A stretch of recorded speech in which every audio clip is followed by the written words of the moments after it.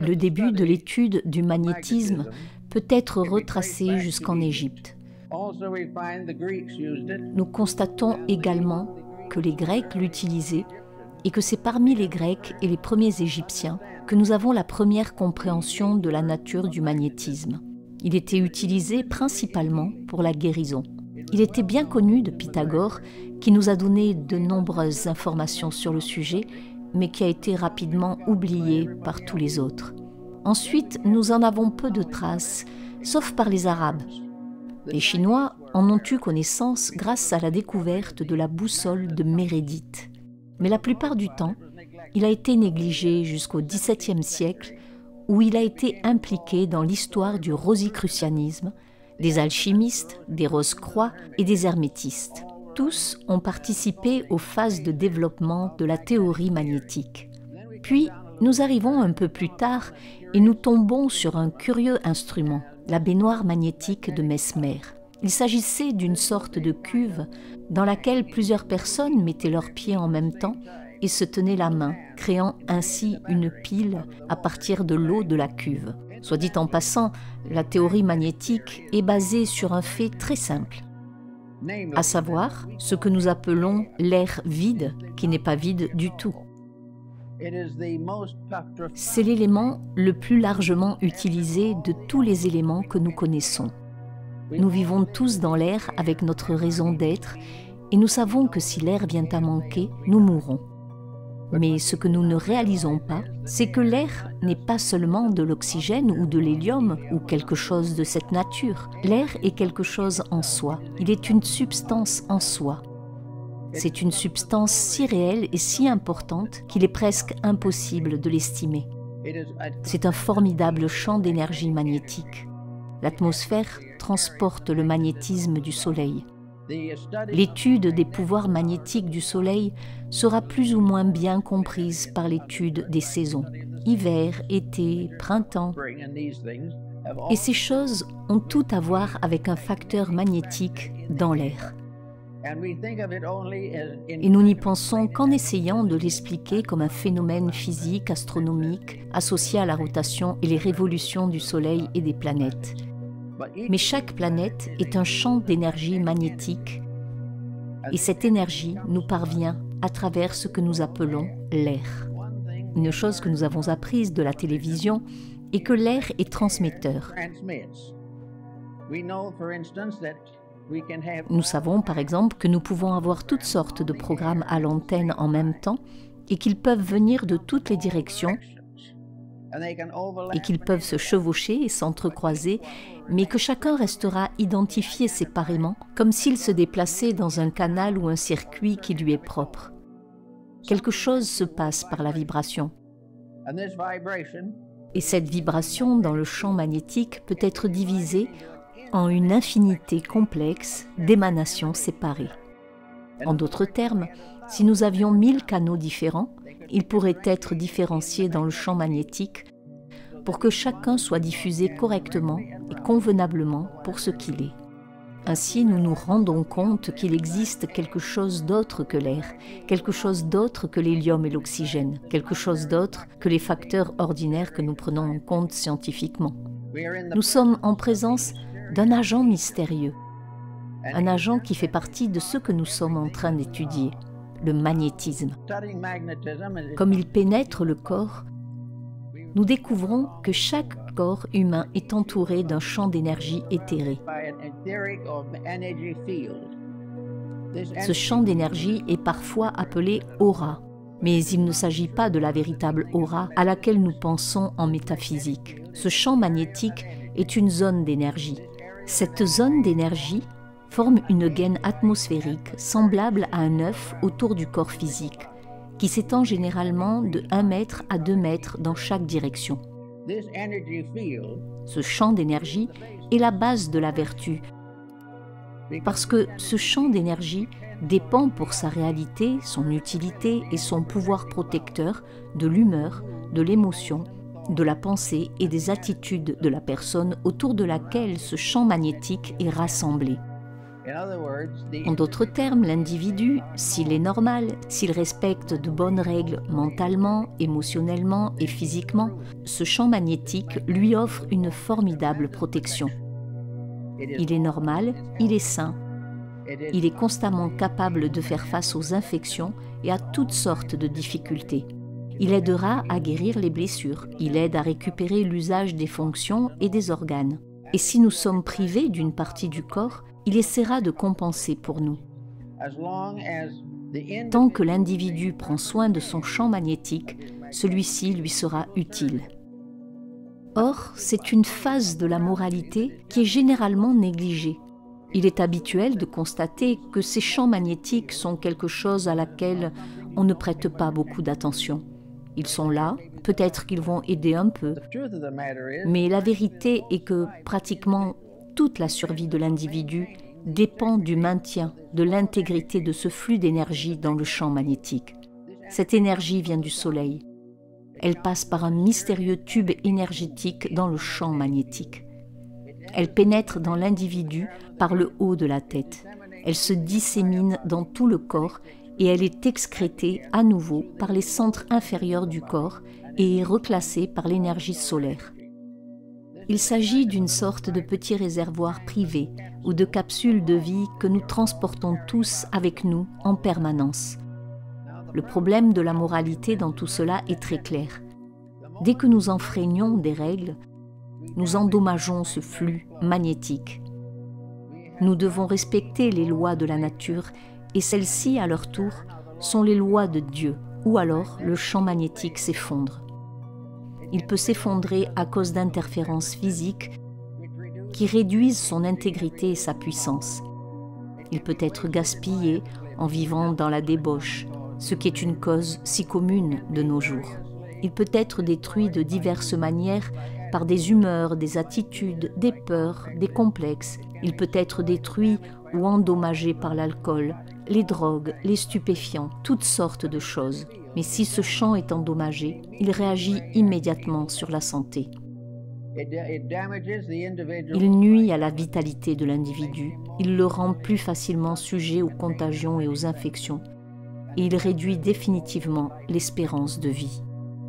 Aujourd'hui, nous pensons que le champ magnétique entoure toute la structure du corps, comme le montre Kilner dans son travail sur l'atmosphère humaine et Babbitt également dans son étude de l'atome. Ce n'est cependant qu'une phase du phénomène. Chaque partie du corps possède un champ magnétique. Chaque unité au sein de l'individu a sa survie dans une unité d'énergie. Et cette unité d'énergie est présente dans la plus petite subdivision de l'espace imaginable. Elle se trouve dans le plus petit atome. Il n'existe pas de particules mortes dans l'univers, même si elle est détruite par quelque chose. Le processus même de désintégration est un symbole de l'énergie vitale.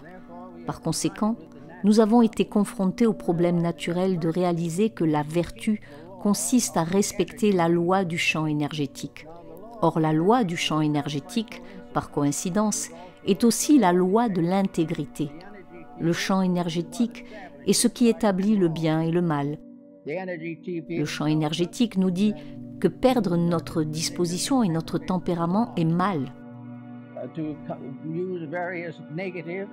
Utiliser diverses attitudes négatives et destructrices est mal. Il est mauvais de compromettre les principes d'une vie juste.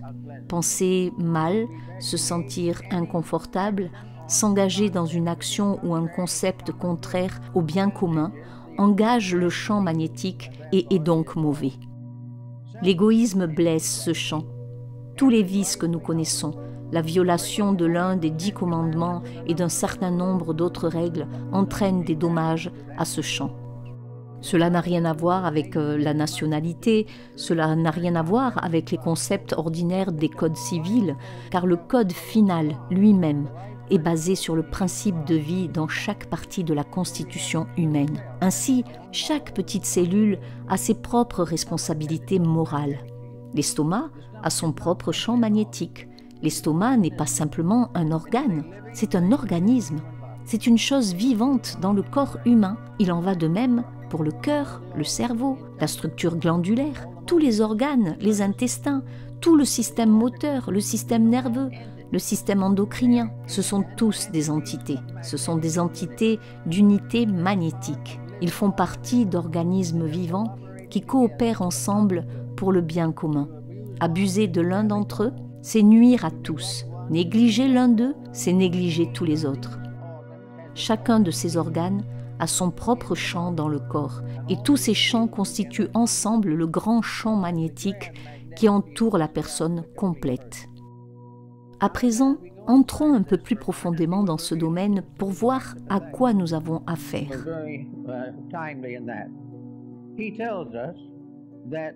Nous revenons donc à Pythagore, qui arrive à point nommé, puisqu'il nous dit qu'en Égypte, il existait un temple dans lequel la thérapie résultait de cette contemplation de solides géométriques symétriques. En d'autres termes, les images de la thérapie étaient des cubes mathématiques, des octogones et diverses formes géométriques, chacune étant placée sur une sorte d'autel ou de piédestal pour la contemplation de la Séphora. Tous étaient des solides géométriques symétriques, à la structure parfaite et complète. Les regarder était thérapeutique, parce que le fait de les contempler, c'était accepter leur énergie comme une réalité dans nos vies. Or, ces solides de pierre n'étaient apparemment pas vivants. Ils ne donnaient qu'une impression de valeur, mais en réalité, ils étaient vivants. Toute forme dans la nature, naturelle ou artificielle, possède un champ magnétique, du plus petit atome à la plus grande galaxie. Les champs magnétiques sont présents et les règles de chacun d'entre eux doivent être respectées. Maintenant, si un individu qui regarde un solide géométrique y voit une proportion parfaite, cette réalisation entre dans la vie subconsciente de la personne. L'imagerie de ce solide est envoyée dans la conscience sous la forme d'un centre magnétique bienveillant. Cela signifie que l'individu voit une harmonie, voit quelque chose dans un ordre parfait et une correction parfaite. Et en cela, en le visualisant, partout où nous voyons la perfection, cela nous améliore. Partout où nous acceptons que la discorde est inévitable, nous nous blessons. Partout, en regardant autour de nous dans la nature, nous voyons que toutes les choses naturelles sont bienveillantes. Ce n'est que lorsqu'elles sont malmenées, principalement par l'humanité, que ces bienveillances se perdent. Nous constatons donc que nous vivons dans un univers dans lequel tout est en harmonie. Si nous le sommes, nous pouvons dire, bien sûr, que quelqu'un d'autre pourrait ne pas être en harmonie et que cela pourrait nous nuire. Mais en fait, ce n'est pas tout à fait vrai. Le champ magnétique qui nous protège contre tout champ magnétique négatif qui ne naît pas en nous-mêmes. Nous ne sommes pas contaminés par d'autres personnes, sauf par une faiblesse très consciente, notre faiblesse intellectuelle ou notre faiblesse émotionnelle. Nous abandonnons notre intégrité à l'attitude des autres. Si nous commettons des fautes d'un genre ou d'un autre, nous sommes responsables par l'effet de ces fautes sur notre propre champ magnétique. Or, le champ magnétique ne couvre pas seulement ce genre de choses, mais il couvre l'élimination. Les parois intestinales et toutes ces choses sont endommagées. Les parois intestinales peuvent être endommagées, comme nous le savons, par l'hystérie, par des attitudes diverses. L'individu devient malade à cause d'une mauvaise attitude. Maintenant, nous considérons que c'est juste un symptôme qui se manifeste de cette façon, mais ce n'est pas le cas. L'individu qui tombe malade à cause de la baisse de sa vitalité est malade parce qu'il a endommagé le champ magnétique d'une partie essentielle de sa propre nature. S'il a endommagé le champ magnétique de son système digestif, il aura un symptôme. Et si le symptôme dure longtemps et que le champ magnétique est endommagé de façon prolongée, alors des affections chroniques de longue durée peuvent s'installer. En fait, aucun individu n'est infecté entièrement par lui-même, mais jamais complètement sans lui-même. Tous les effets de cette unité doivent être en harmonie. Dans la philosophie ancienne, nous avions l'alchimie, la transmutation des différentes phases de la vie. L'alchimie était une transformation et une transmutation des énergies. et ces énergies sont essentiellement les mêmes que celles que nous avons dans le magnétisme. Nous sommes donc conscients que tout ce que nous faisons, tout ce que nous voyons et tout ce que nous avons a une valeur propre. Ramassons maintenant un galet sur la plage et nous réalisons soudain que nous sommes en présence d'une petite pierre. Aujourd'hui, on s'intéresse aux petits cailloux, à toutes sortes de pierres. On s'intéresse aux cristaux qui se forment dans les roches et à toutes ces sortes de choses. Mais les cristaux sont formés par le magnétisme. Ils sont formés par un taux de vibration propre en relation à un certain élément. Et ce taux de vibration particulier peut évoluer à travers le minéral, le végétal et l'animal. Il est toujours présent. Il y a un centre magnétique pour chaque règne, et chaque règne se développe dans ce champ magnétique et dans chacun des champs composites. Les membres individuels des champs, avec différents degrés de croissance, sont conditionnés individuellement. Partout, ce processus de maintien de la foi en l'intégrité devient le secret naturel de la sécurité, de la survie et de la paix mondiale. Maintenant, nous pouvons dire qu'il serait très improbable qu'une pomme de terre puisse avoir un champ magnétique propre, mais elle en a un. En fait, chaque cellule de la pomme de terre possède un champ magnétique qui lui est propre. Nous entrons donc dans le problème de la nutrition. Et la nutrition est en grande partie l'étude des champs magnétiques de divers produits alimentaires. Elle nous dit également ce qui se passe lorsque ces produits alimentaires sont frelatés, mal utilisés ou que des éléments toxiques y sont introduits. Tout cela fait partie d'un mystère qui est élucidé dans le magnétisme. Nous adoptons des réglementations contre ces abus, mais nous ne réalisons pas que nous ne devons pas travailler uniquement avec le facteur physique. Le facteur physique n'en est qu'un fragment.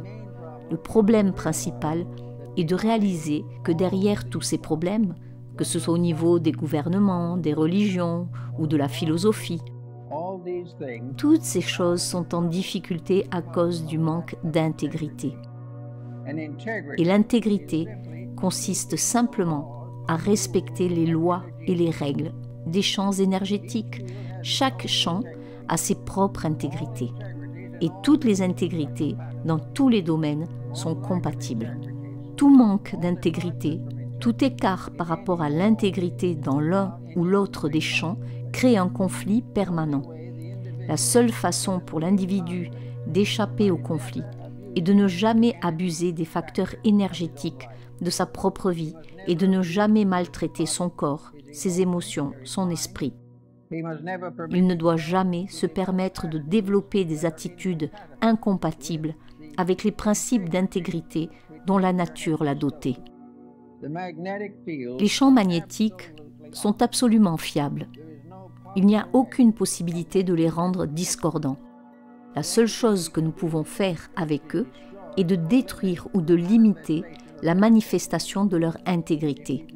Si nous enfreignons la règle, nous perdons le bénéfice de cette énergie particulière. Lorsque nous perdons ce bénéfice, nous disons alors que le mal est venu à nous. Mais ce n'est pas un mal qui est venu à nous. C'est l'échec d'une bonne chose à être développée, purifiée et intensifiée. Les choses magnétiques sont également en constante évolution. Ils sont en évolution dans la vie de la personne. L'individu peut naître avec un certain niveau d'intégrité magnétique. S'il devient une meilleure personne, il renforce ses valeurs en lui car, en fait, il s'agit de renforcer progressivement la perfection d'une ressource énergétique. Maintenant, personne ne va la développer complètement en une vie ou en 100 vies peut-être, mais il va grandir. Et plus l'intégrité grandit, plus l'individu s'ajuste rapidement et harmonieusement au principe de vie auquel il appartient.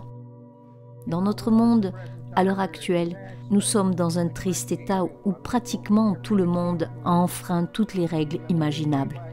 Nous vivons au jour le jour, en essayant de vivre des retombées de nos propres erreurs. Et ce n'est pas vraiment profitable. Nous ne réalisons pas que cela n'a rien à voir avec la théologie, cela n'a rien à voir avec les lois du gouvernement. Cela n'a rien à voir avec notre code juridique. Il s'agit de la relation entre l'énergie et ses véritables finalités et objectifs. Nous savons ce que cela est censé être, nous savons ce que cela est censé faire, et nous savons que nous ne l'accomplissons pas. Tout ce qui a une existence a un champ magnétique qui n'est pas forcément visible. Et l'ensemble de notre atmosphère, l'ensemble du monde dans lequel nous vivons, est une masse d'interactions magnétiques. Mais tant qu'il reste intègre, tout est compatible. Et un univers dans lequel il n'y aura aucune forme de malhonnêteté sera exempt de toute imperfection. Si ce documentaire vous a plu et que vous désirez soutenir mon travail, alors je vous invite à vous reporter dans la section description sous cette vidéo où vous trouverez les liens permettant de me soutenir. Ce sont vos dons et votre générosité qui me permettent de continuer à produire du contenu gratuit sur cette chaîne. Merci pour votre confiance, bien à vous et à très bientôt.